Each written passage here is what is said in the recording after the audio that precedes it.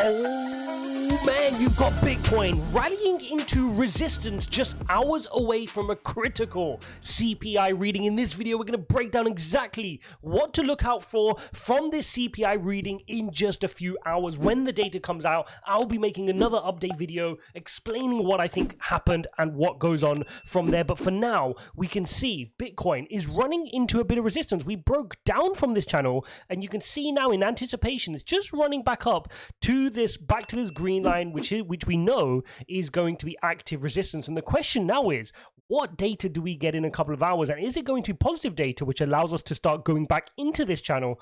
Or is it going to be negative data, which throws us back down, and then we start facing some downward targets, which I'm going to be sharing with you shortly.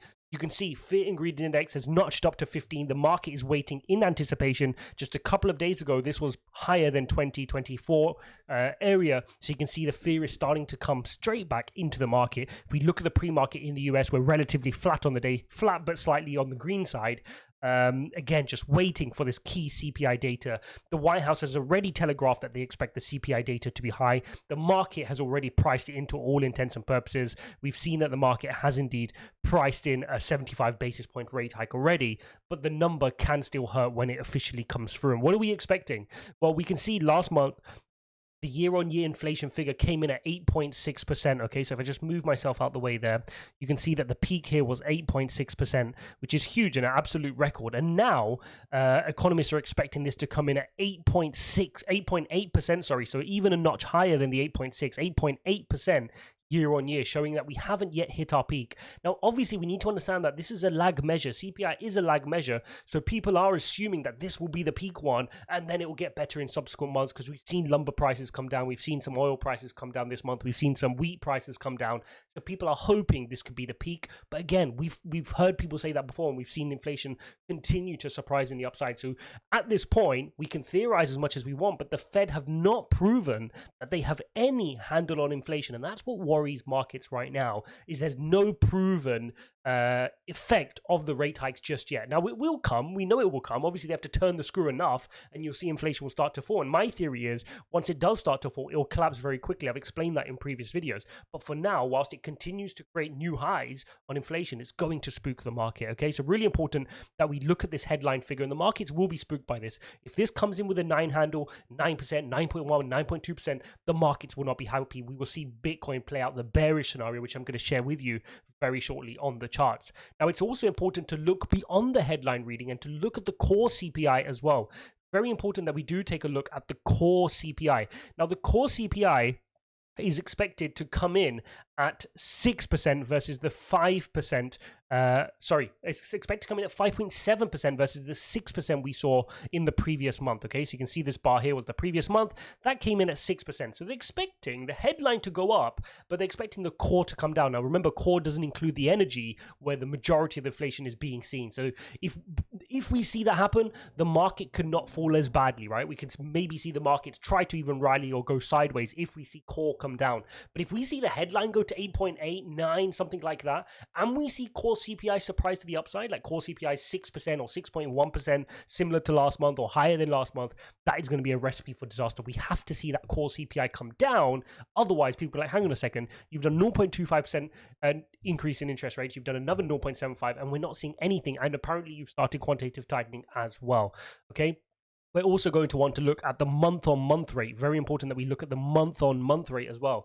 This came in at 1% last month, and we're expecting it to come in higher at 1.1% month-on-month. Now, guys, when you annualize that, that's a 13.2% annual inflation you're running at. So if you're running at 1.1% in the last month, you delivered that every single month for the next 12 months, you would have annualized 13.2% of annual inflation. So in other words, we're running at a faster rate than our headline figure of 8.8 that we're expecting to come in.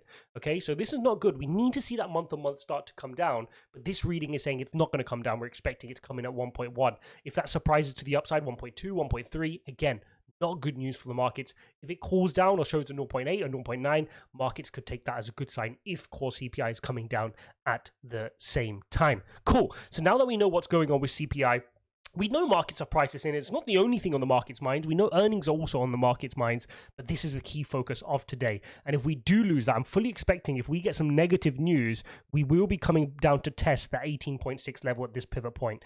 We'll be fully expecting a test of this pivot point here, 18.6. And if things are really gnarly, then we could be looking at testing 17.6 low we created during the lunar falls. Okay, those are the levels we want to be looking at here on Bitcoin. Again, it will need to be a really nasty one, I think, for us to go down here. If we look at previously, what has history shown? Let's take a quick look. I tweeted this out, so you guys can go ahead and take a look at this as a reminder. It's also on our Telegram links in the description, free Telegram channel where I post these kind of updates. In January, in the January release, we saw CPI met expectations and Bitcoin rallied 2.7%. We saw in February, CPI missed by just 0.2, Bitcoin fell 2%. In March, CPI met expectations, but still tanked 6%. In April, CPI missed 0.1%, Bitcoin rallied 1.4%. In May, CPI missed by 0.2%, and Bitcoin tanked 6.5%. In June, the last reading we had, CPI missed by 0.3, which is quite a big miss, and Bitcoin fell 3.4%. Okay, so those are the kind of things we want to be looking at. I mean, if you take the worst scenario here as a 6% fall from where we're at, then we could do that as a very crude kind of measurement here. And you can see a 6% fall brings you in line with that 18,500, 18,600 level, which ties in with that pivot point, which I was sharing with you at pivot point number 2. So that's definitely something that's within the realms of possibility, but it'd have to be a miss in order for us to see that the market's expecting 8.8. I think if we see a 9% or anything higher than the expectations, could see that fall down here.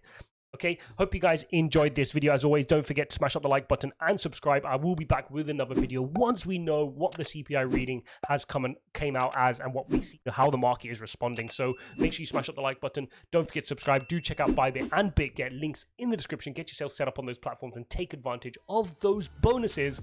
Guys, go watch this video here, and I'll see you in the next one.